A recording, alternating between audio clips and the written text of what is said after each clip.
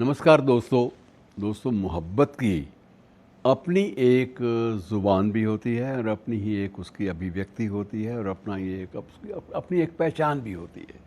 मखमूर साहब का वो आपको बाकायदा वो शेर याद होगा कि मोहब्बत की नहीं जाती, मोहब्बत की नहीं जाती, मोहब्बत हो ही जाती है। ये वो नगमा है जो हर साज़ पर गाया नहीं जाता।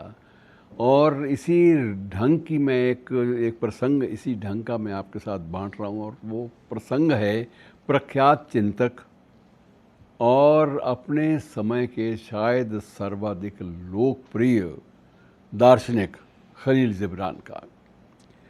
खलील जिब्रान के बारे में एक बड़ी खूबसूरत बात जो है वो पढ़ने को मिलती है कि अपनी महबूबा, उसका नाम था मेज़ या दाह, तो मेज़ या दाह से उनकी जो मोहब्बत है इसका सिलसिला 20 साल तक चलता रहा और 20 साल तक इस मोहब्बत के बारे में ये भी उल्लेख मिलता है कि एक बार भी दोनों की मुलाकात नहीं हुई और दोनों ने एक दूसरे का दीदार भी 20 साल नहीं किया।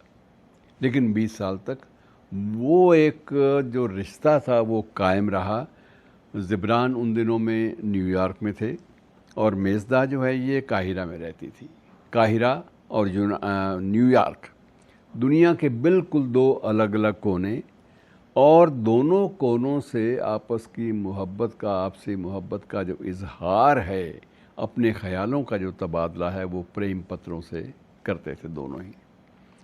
एक ख़त में खलील जिब्रान ने इल्तिजा की, प्रार्थना की, रिक्वेस्ट की कि आप कैसी दिखती हो, अपनी तस्वीर तो भेजना आइंदा ख़त के साथ। और जवाब में मेज़यादा ने कहा कि तसव्वुर करो कि मैं कैसे दिखती हूँ।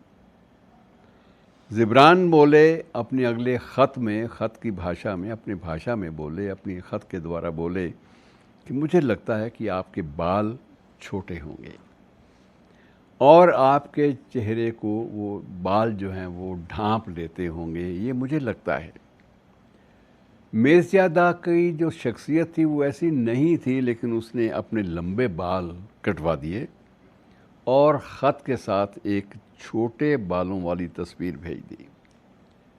जिब्रान ने ख़त में फिर लिखा कि देखा, मेरा तसव्वुर बिल्कुल सच्चा था।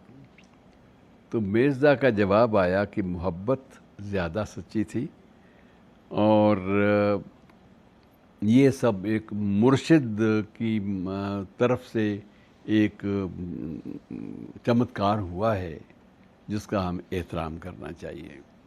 मैं समझता हूँ कि सिर्फ तसव्वुर सच्चा नहीं था बल्कि मोहब्बत भी सच्ची थी। तो मित्रों, ये जो संबंध होते हैं इनको बयान करना, इनको शब्द देना, इनको परिभाषित करना मुमकिन नहीं होता।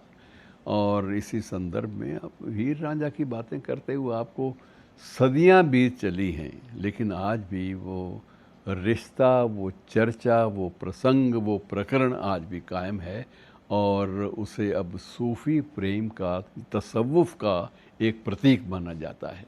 शुक्रिया दोस्तों।